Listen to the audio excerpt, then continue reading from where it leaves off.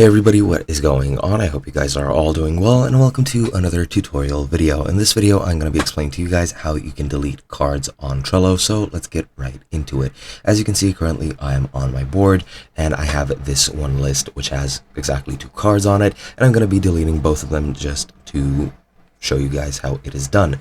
Now, if I go into the card and right click it, as you can see, there is no delete button, and if I enter the card with this entire menu, again, there is no way to delete it. However, the way you can delete it is first right clicking it and then archiving that card. Once that card has been archived, it'll be moved to the archive and it'll no longer be on the board. However, what you can do is go into the top right on these 3 dots and then go into archived items. Here, if you're not on cards, you can switch to cards by pressing the button here, and I'm not sure why it's not appearing. How it should be in that menu here.